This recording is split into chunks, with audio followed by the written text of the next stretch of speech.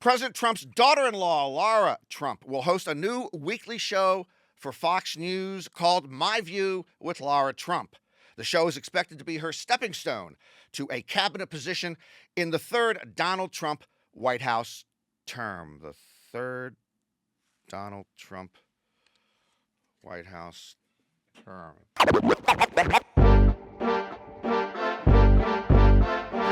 Norman Chad. Norman Chad.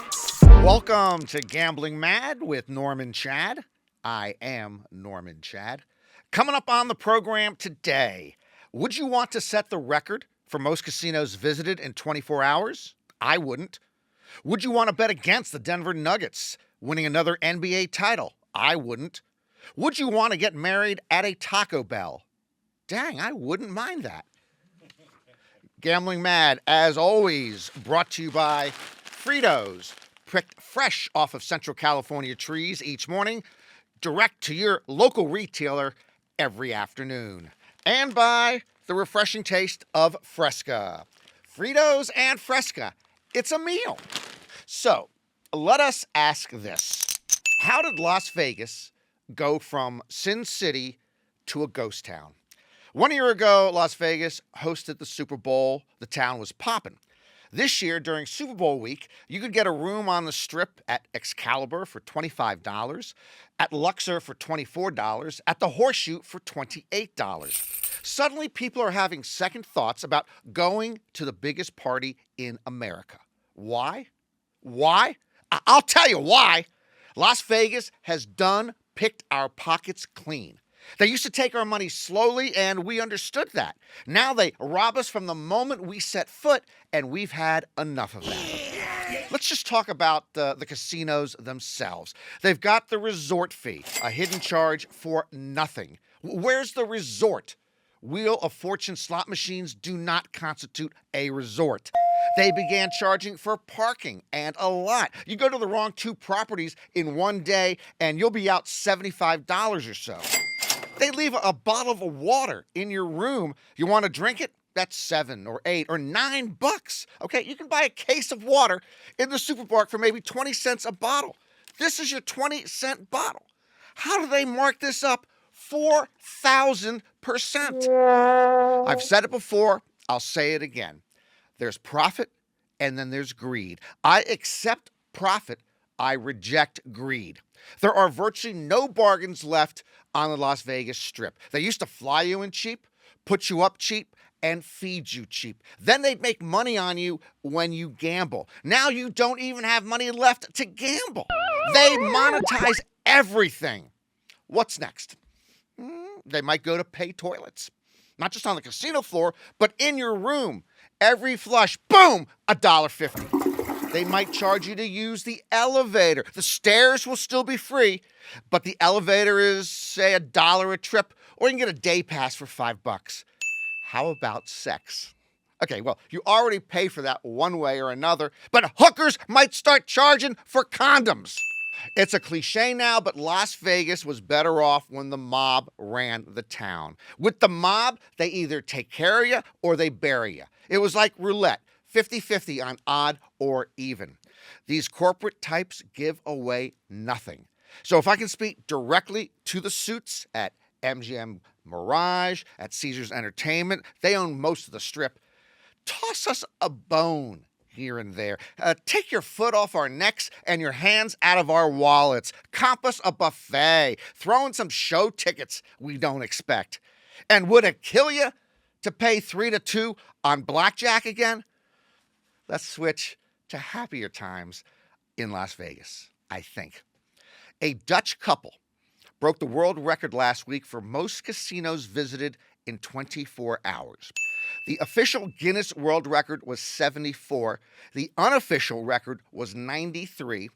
Arjmin Meijer and Dominique van der Geer set the new record of 110 casinos visited in 24 hours, and they live streamed it on their YouTube channel.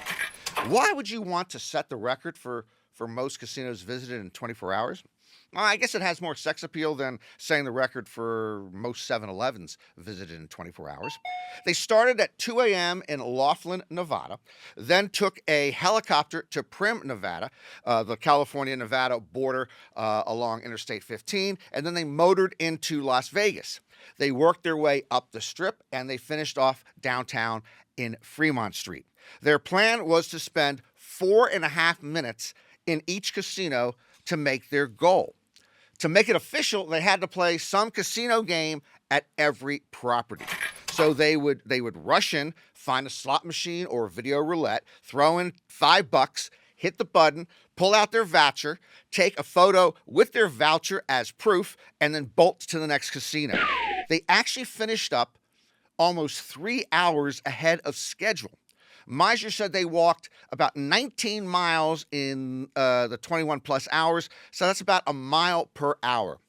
The couple gambled exactly $5 in each of the 110 casinos. That's $1,100, and Miser said they walked out with about $600, which would be a $500 loss. At least they didn't have to pay a resort fee anywhere, and they brought their own snacks and drinks. So there you go. The new record, 110 casinos visited in less than 24 hours. What's next? 7-Elevens would be harder. Las Vegas, of course, has always been a popular site for weddings. Some are planned, like a shotgun wedding, and some are not planned. People elope. People get drunk.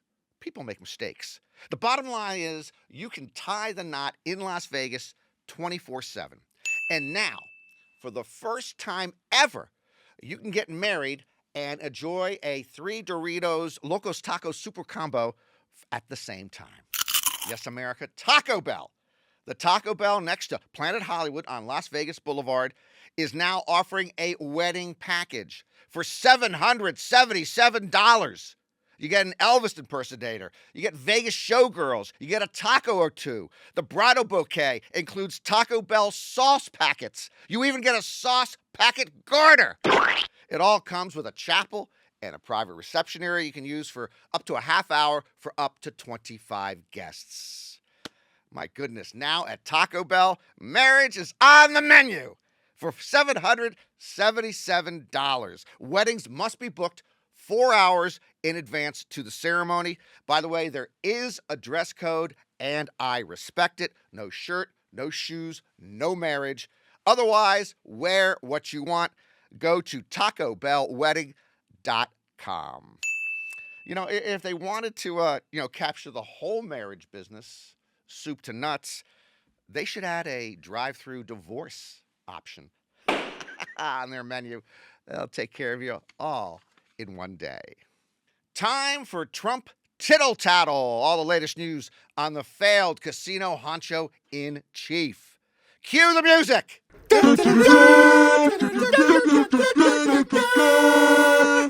President Trump installed himself as chairman of the Kennedy Center for the Performing Arts in Washington, D.C.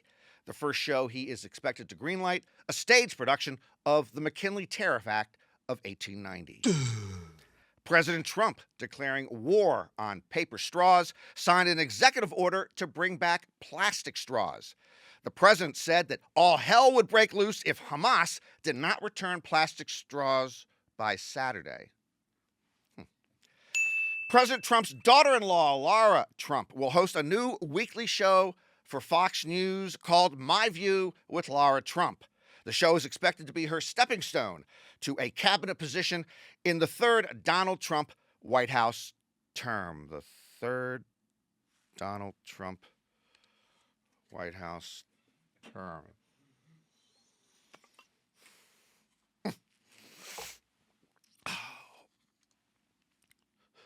President Trump told Fox News' Brett Baer that he is indeed serious about making Canada the 51st state. Canadian officials declined comment, though a small contingent of Royal Canadian Mounted Police were spotted this week constructing a moat on Canada's southern border.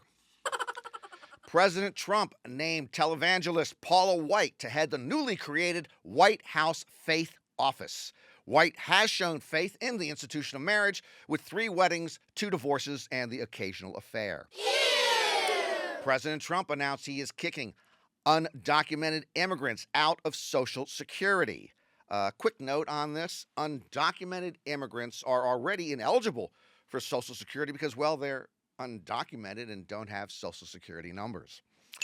President Trump congratulated the Kansas City Chiefs with an X post on, quote, their fantastic comeback in Super Bowl 59, and wrote, "You represented the great state of Kansas so very well."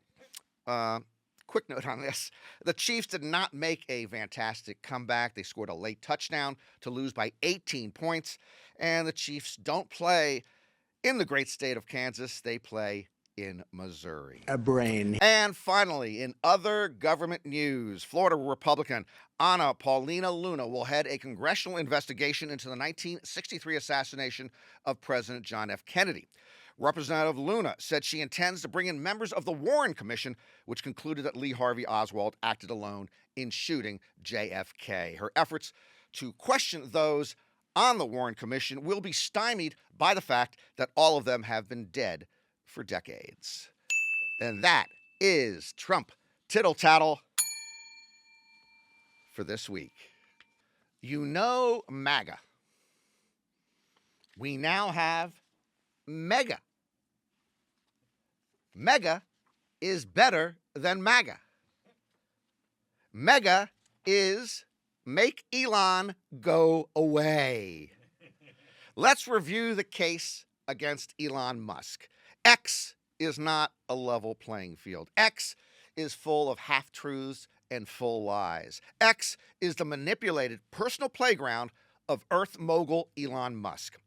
As for D.O.G.E, it has the right idea, eliminate government waste, but it has the wrong execution. D.O.G.E is unconstitutional, period. The Constitution does not give the president unilateral power to impound funds appropriated by Congress. The Constitution gives Congress alone the power of the purse. Elon is D.O.G.E. There is not a single person in the world, including my father, my mother, my brother, my sister, my best friend, my priest, my rabbi, or myself, who I would cede this much power to. And boy, don't get me started on my brother. He can't even tell you what 15% of 100 is. So how are we allowing one man, a very unnatural, naturalized citizen, to make these decisions on all government programs? Make Elon go away. MEGA, okay? There's got to be one-way flights from the USA to South Africa daily, no? And I will pay for the first-class upgrade. Federal agents are going to execute a large-scale raid targeting illegal migrants in the Los Angeles area before the end of February, according to the Los Angeles Times. The operation, of course, will be led by the U.S. Immigration and Customs Enforcement, a.k.a. ICE. Listen up, folks.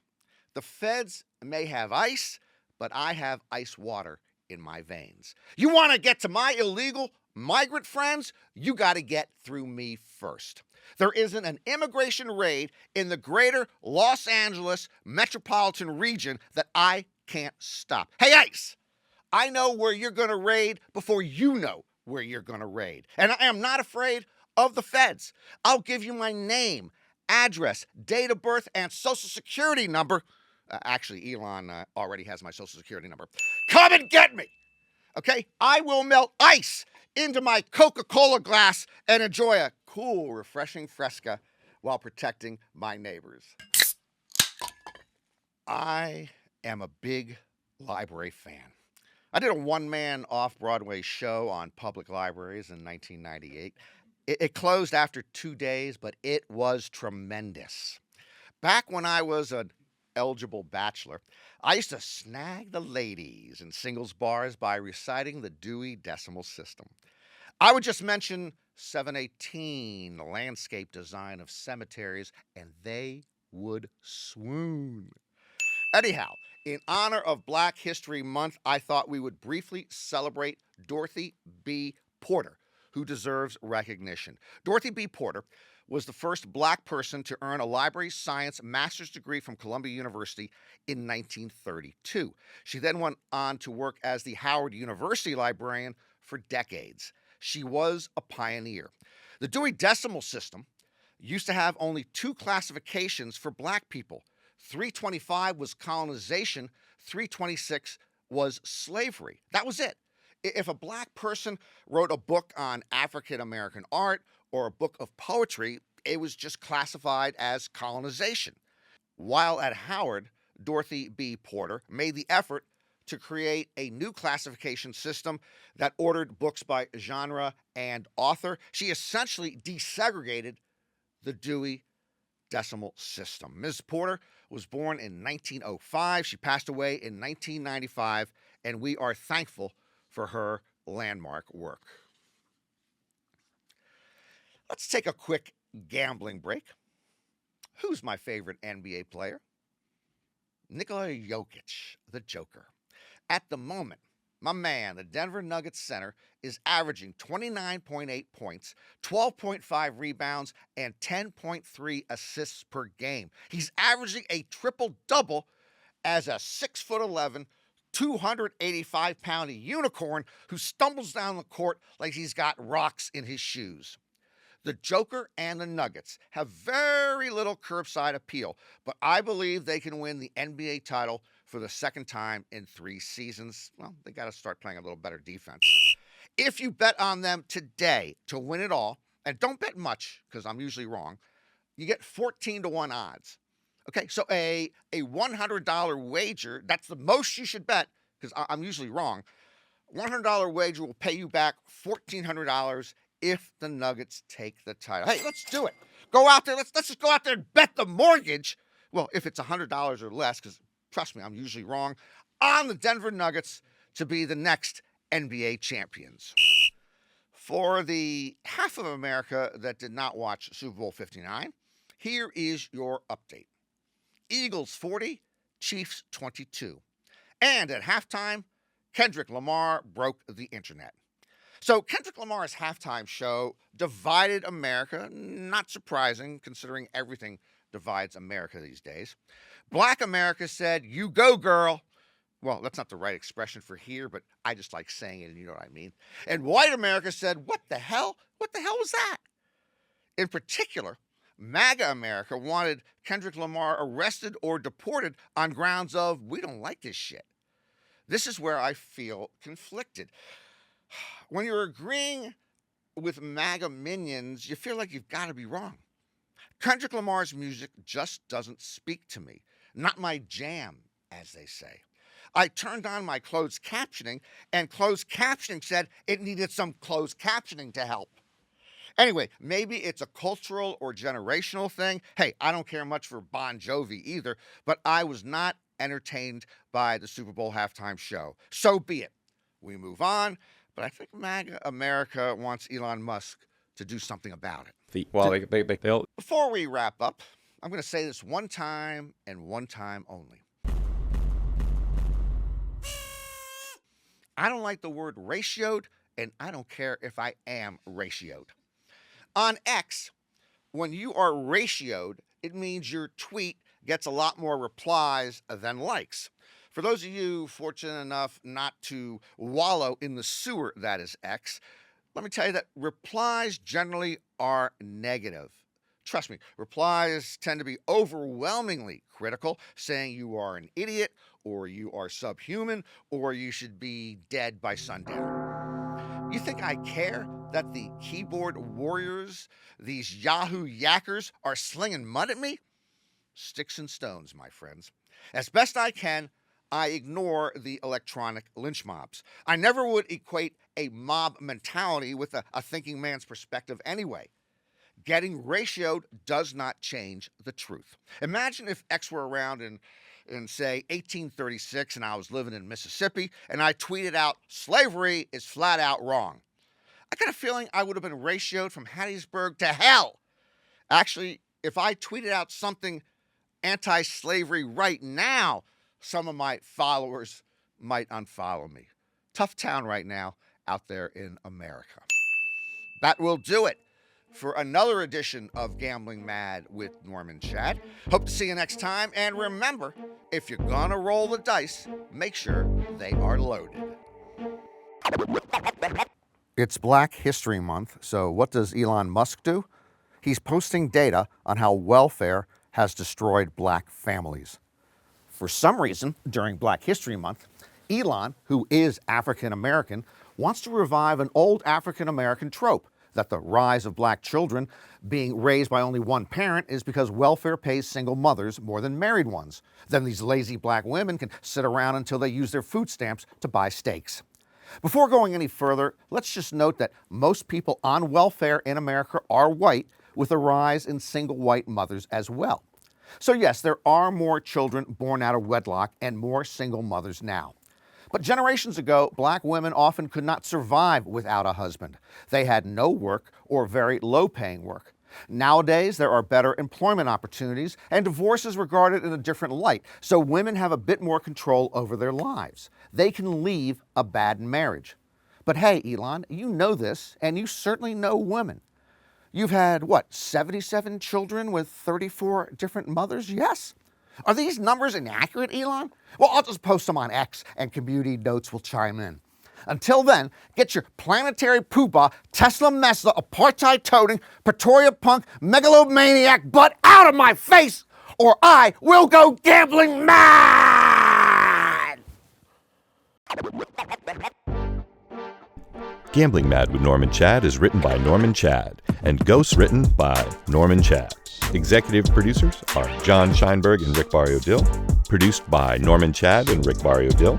Our associate producers are Bree Khoury and Asher Friedberg, and edited by Asher Friedberg with studio facilities at 360 Pod Studios, Beverly Hills.